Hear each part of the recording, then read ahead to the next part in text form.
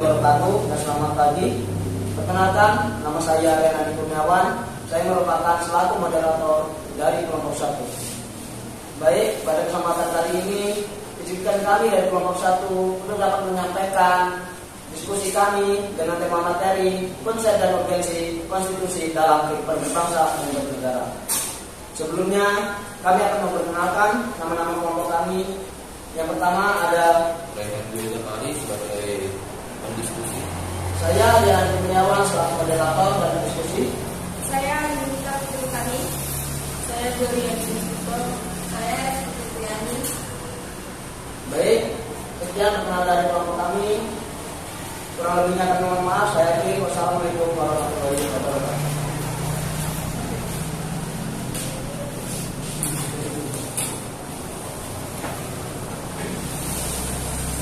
Konsep dan urgensi konstitusi dalam kehidupan berbangsa dan bernegara.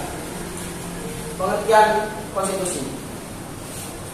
Konsep konstitusi dari segi bahasa atau asal katanya secara etimologis. Istilah konstitusi dikenal dengan sejumlah bahasa. Misalnya, dalam bahasa Perancis dikenal dengan istilah constitution. Dalam bahasa Latin atau Italia digunakan istilah constitutio. Dalam bahasa Inggris digunakan istilah constitution. Dalam bahasa Belanda digunakan istilah constitutie. Dalam bahasa Jerman dikenal dengan istilah Verfassung. Sedangkan dalam bahasa Arab digunakan istilah Masyirutia atau dari Rianto tahun 2009. Secara terminologis, yang dimaksud dengan konstitusi adalah suatu perangkat negara yang diorganisasikan melalui dan dengan hukum, yang menetapkan lembaga-lembaga yang tetap dengan mengakui fungsi-fungsi dan akarnya. Adapun fungsi konstitusi, yang pertama, konstitusi berfungsi sebagai landasan konstitusionalisme. Yang kedua, konstitusi berfungsi untuk membatasi kekuasaan pemerintah sedemikian rupa sehingga penyelenggaraan kekuasaan tidak bersifat sewenang-wenang. Yang ketiga, konstitusi berfungsi sebagai A. Membatasi atau mengendalikan kekuasaan penguasa agar dalam menjalankan kekuasaannya tidak sewenang-wenang terhadap rakyatnya. B.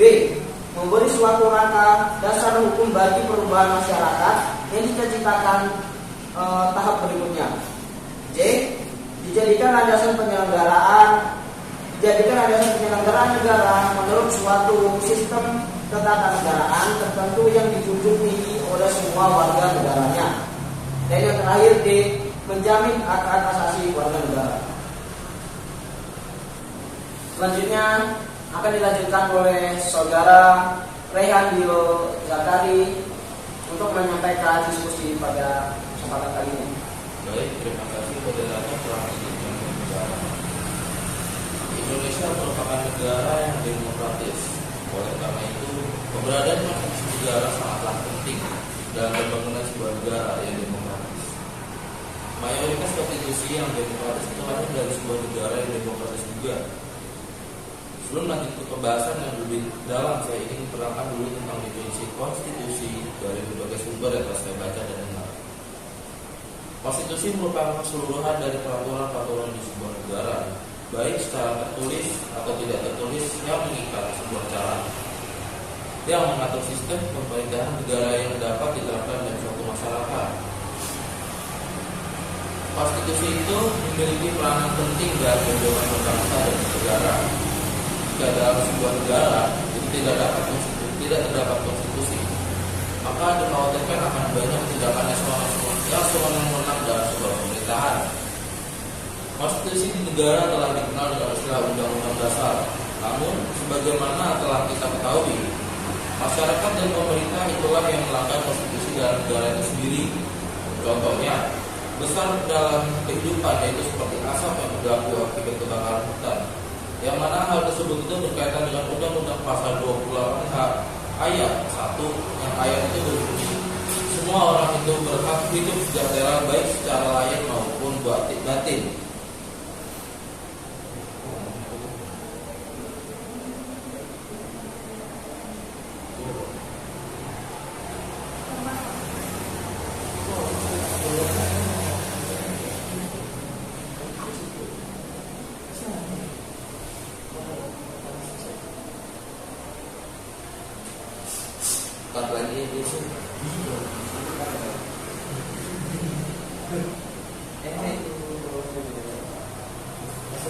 Sedikit. Nah, mau diulang dulu. Oleh karena itu, kita sebagai warga negara Indonesia harus menyadari dengan sepenuhnya tentang tugas dan kewajiban mereka tentang berkehidupan dalam negara sesuai dengan Undang-Undang Dasar Republik Indonesia 1945. Berikutnya saya akan melanjutkan bahasan ini kepada saudari kita yang bernama Anita. Silakan. Baik, saya akan melanjutkan materi selanjutnya yaitu konstitusi yang pernah berlaku di Indonesia. Yang pertama ada Undang-Undang Dasar 1945 dan yang kedua ada Konstitusi RIS 1949. Yang ketiga ada Undang-Undang Dasar 1950 dan yang keempat ada Undang-Undang Dasar 1945 dan yang terakhir ada Undang-Undang 1945 setelah amandemen. Baik, jadi sekian diskusi dari kelompok kami. Adapun pertanyaan dari kelompok yang berbeda kepada kami dan kami sudah menyediakan jawabannya. Jadi kami akan melanjutkan diskusi pada hari ini dengan melanjutkan sesi pertanyaan.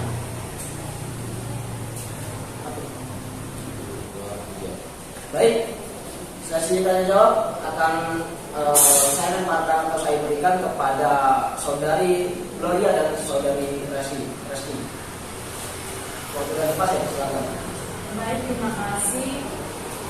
Ada pertanyaannya. Yang pertama, bagaimana sih mengatasi kekuasaan pemerintahan sehingga tidak terjadi penyelenggaraan kekuasaan?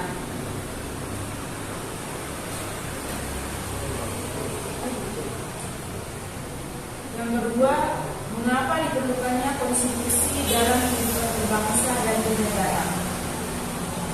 Yang ketiga, apa saja sih fungsi konstitusi bagi bangsa dan negara? Keempat, memastikan setiap negara memiliki konstitusi. Kelima, jika konstitusi itu sedemikian penting, bagaimana wujudnya?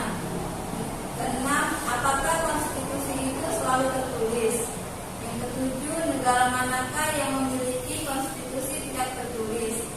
Yang ke-8, apakah konstitusi demikian itu efektif dengan mengatur kehidupan berbangsa dan negara?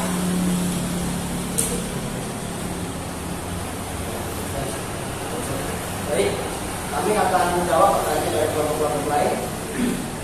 Saya akan menjawab pertanyaan nomor 1 yang berisi bagaimana sih membatasi kekuasaan pemerintah sehingga tidak terjadi dengan penyalahgunaan kekuasaan. Penyelenggaraan pemerintah sebuah negara tidak dapat dipisahkan dari kekuasaan. Dalam negara demokrasi seperti Indonesia, kekuasaan diberikan oleh rakyat kepada penguasa yang kelak akan mengatur kebijakan dalam mencapai tujuan bersama.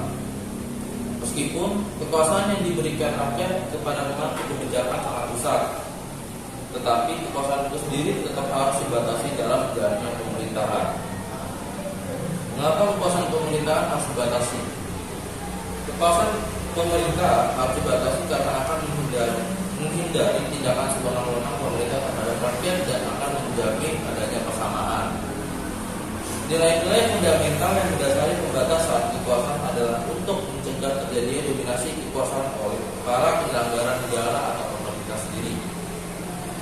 Pembagian kekuasaan negara sehingga tidak bertumpu pada sertangan yang dapat menimbulkan tirani.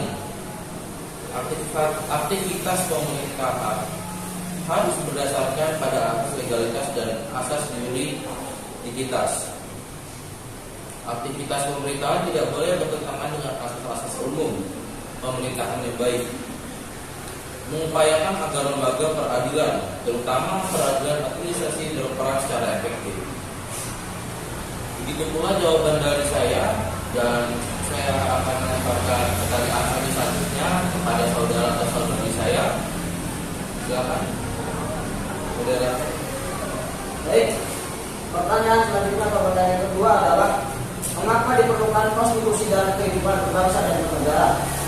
Siapa yang menjawab? pertanyaan ini akan dijawab oleh saudari kita yang bernama Resti. Ya, saya akan menjawab pertanyaan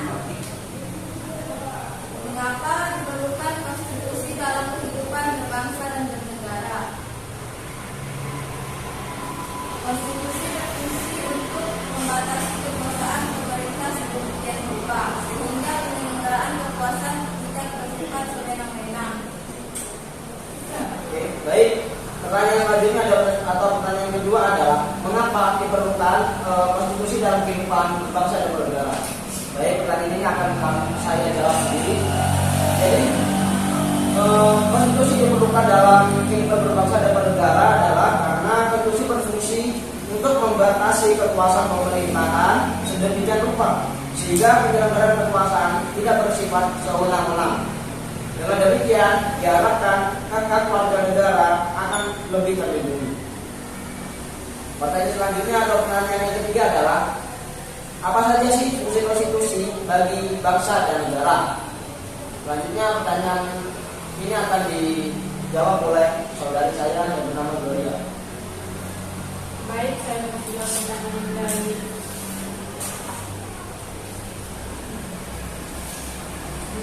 mestinya setiap negara memiliki konstitusi. Apa saja sih fungsi konstitusi bagi bangsa dan negara?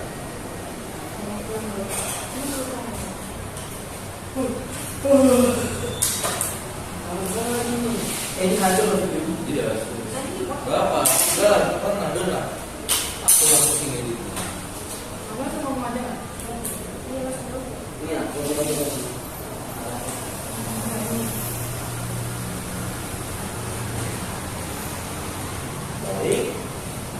Baik. Pertanyaan selanjutnya atau pertanyaan yang ketiga, apa saja sih fungsi konstitusi bagi bangsa dan negara? Pertanyaan ini akan saya lemparkan atau saya berikan kepada saudari saya yang bernama Gloria. Waktu sudah tepat saya persilakan. Baik, makasih saya akan menjawab pertanyaannya. Apa saja fungsi konstitusi bagi bangsa dan negara? Yang pertama, membatasi atau mengendalikan kekuasaan penguasa agar dalam menjalankan kekuasaan tidak sewenang terhadap rakyatnya.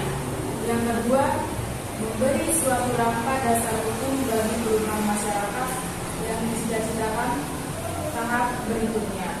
Yang ketiga, dijadikan landasan penyelenggaraan negara menurut suatu sistem ketatanegaraan tertentu yang dijunjung tinggi oleh semua warga negaranya. Yang keempat, dijamin hak-hak asasi warga negara. Baik, makasih. Pertanyaan selanjutnya yang kelima adalah mestikan setiap negara memiliki konstitusi? Pertanyaan ini akan saya berikan atau saya lemparkan kepada saudari saya bernama Anita. Setiap negara perlu memiliki konstitusi. Dapat dikatakan konstitusi merupakan sebuah fondasi atau dasar suatu negara. Tanpa konstitusi, suatu negara adalah bangunan tanpa fondasi atau dasar.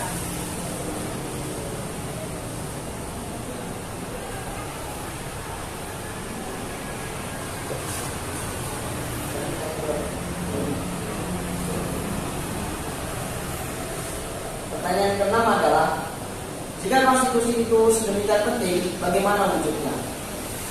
Pertanyaan ini akan saya berikan kepada saudara saya yang bernama Rehan Yohanan.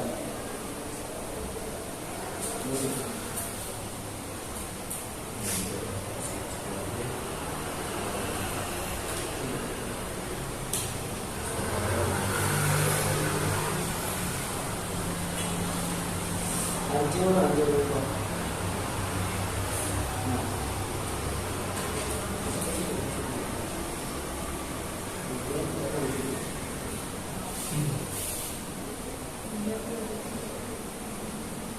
Baik, saya akan menjawab pertanyaan kedua.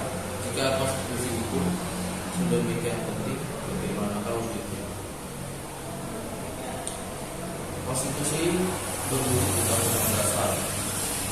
Secara garis besar, konstitusi memuat 3 hal, yaitu pengakuan hak asasi manusia, struktur ketatanegaraan, yang mendasar dan pemisahan atau pembatasan kekuasaan.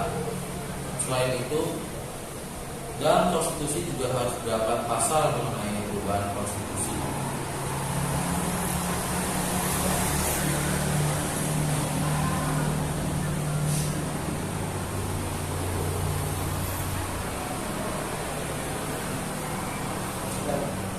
Juga saya akan sekalian menjawab pertanyaan nomor 7. Apakah konstitusi itu selalu tertulis? Tidak. Tidak semua konstitusi itu selalu tertulis. Ada pula konstitusi yang tertulis. Apa ini sebaik?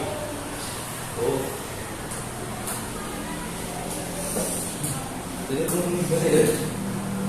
Gimana ya? Baik, saya akan lanjutkan pertanyaan nomor 7. Apakah konstitusi itu selalu tertulis? Jawabannya tidak. Tidak semua konstitusi selalu tertulis.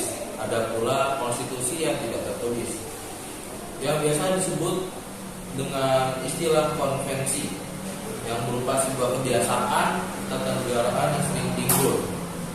Konvensi sendiri memiliki syarat-syaratnya, yaitu yang pertama, diakui dan dipergunakan berulang-ulang dalam praktik penyelenggaraan negara. Kedua, tidak bertentangan kepada Undang-Undang Dasar 1945. Tiga, memperhatikan dari jawaban saya yang telah saya cari dan telah didiskusikan. Saya serahkan kepada moderator. Silakan moderator.